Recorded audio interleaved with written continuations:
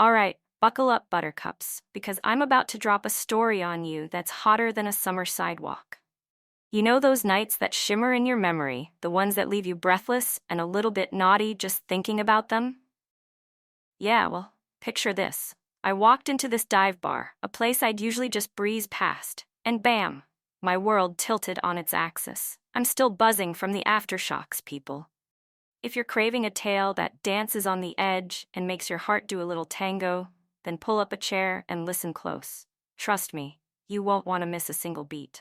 So, this bar, the Velvet Note, it was one of those hidden gems, you know? The kind with a soft glow spilling onto the pavement, practically whispering, "Come on in, darling."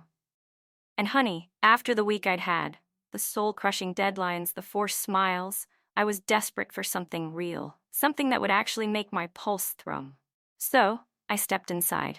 The first thing that wrapped around me was this incredible scent, like aged wood and a hint of lime, subtle but intoxicating. But hold on to your hats, because then I saw him. The bartender.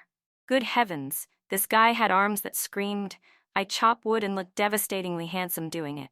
His sleeves were rolled up, showcasing these incredible forearms, and when his eyes met mine, my stomach did a triple flip with a twist. I perched on a stool, suddenly hyper-aware of my dress, maybe a touch more revealing than I'd thought. "First time here?" he rumbled, his voice like warm velvet. I just managed to nod, my vocal cords apparently on strike. We started talking, well, mostly me rambling, but the way he listened, the questions he asked, it wasn't just polite chatter. He actually saw me, like the real me, for the first time in ages. What did I do? Did I like my job? Why tonight? I found myself leaning in, laughing way more than usual, feeling like I'd shed a decade of grown-up baggage. "I'm Jasper," he said, extending a hand. His grip was firm, warm, and when our hands lingered for a heartbeat too long, oh yeah, the air crackled. Then, enter stage left, Axel. Picture the effortlessly cool guy, tousled dark hair that somehow looked perfect, a worn leather jacket slung over his shoulder, and this confidence that just oozed from his pores. He settled a couple of stools down, ordered a bourbon, neat, naturally, and when his gaze landed on me, that slow smile was pure, unadulterated trouble. Suddenly, I was smack dab in the middle of a scene I'd only ever read about. Axel joined our conversation, and I could feel Jasper's vibe shift just a little. His questions became sharper, more personal, but Axel? He wasn't backing down. The whole thing turned into this electric dance of words, a sizzling back and forth that had me completely mesmerized. By the time my glass was empty, the picture was crystal clear. They were both vying for my attention. That's when the wild thought hit me. I could leave with one of them, or I could do something completely out of character, something that made a blush creep up my neck just considering it. Was I really about to? I glanced at Jasper, then at Axel. They were both watching me, waiting. And you know what? I said, why choose? Jasper's apartment was exactly as you'd imagine. Worn leather armchair, stacks of vinyl records, and this comforting aroma of sandalwood and clean sheets. Axel just sauntered in like he owned the place, tossing his jacket onto a chair, and suddenly it all felt incredibly real. The soft click of the door closing behind us. Dame. Changer. The armchair was plush, but everything else was pure voltage. Their hands, their breath on my skin, good heavens, I was acutely aware of every single sensation. Jasper was in front of me, his hand gliding up my thigh like it was the most natural thing in the world, while Axel was behind me, his hands tracing down my back in a way that sent shivers dancing across my skin. Jasper's lips found the curve of my neck first, his breath hot against my skin, sending little tremors down my spine.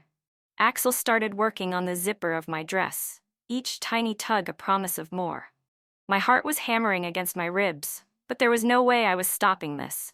I just leaned into both of them, letting their touch ground me in the moment. Axel's grip on my hips was firm but controlled, like he was holding back, while Jasper, total opposite. His hands found bare skin, and the slow circles his thumbs were making were driving me absolutely wild. The contrast between them was intoxicating, like being caught between two different kinds of perfect. Axel's stubble grazed my shoulder, and oh my stars, the feeling of Jasper pressing closer, their combined warmth enveloping me.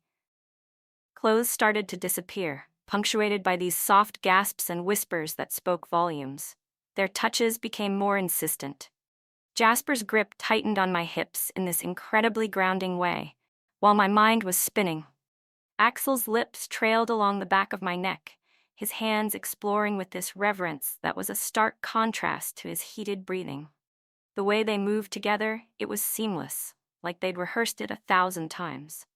Jasper's strength was tempered with this surprising tenderness, while Axel's hand steadied me as my breath hitched faster and faster. It was overwhelming, in the most exquisite way, like a perfect symphony I never knew I craved. The intimacy crashed over me in waves, their hands, their lips, their warmth. And then this sudden wave of realization at how incredibly natural it all felt. All that nervous energy from before, gone. The way they touched me, like they instinctively knew exactly what I needed, addictive. The outside world just vanished. All I could hear was our breathing, the brush of skin on skin, the soft creak of the armchair beneath us, the heat between us building and building, every touch and kiss pulling me deeper into this endless moment that, somehow, still ended too soon. We just lay there afterward, catching our breath as reality started to seep back in. Jasper got up first, heading to the kitchen for water without a word, leaving me with Axel. He just lounged there, looking utterly satisfied, his arms stretched out along the back of the armchair, giving me this wicked smirk that made me blush all over again. When Jasper returned, he handed me a glass of water, his fingers brushing mine in a way that said everything.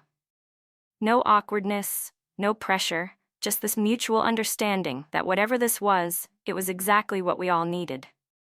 Axel got up shortly after, grabbed his jacket, and gave me this playful, "Don't get too comfortable without me," before pressing a kiss to my temple and heading out, leaving behind that intoxicating scent of leather and bourbon.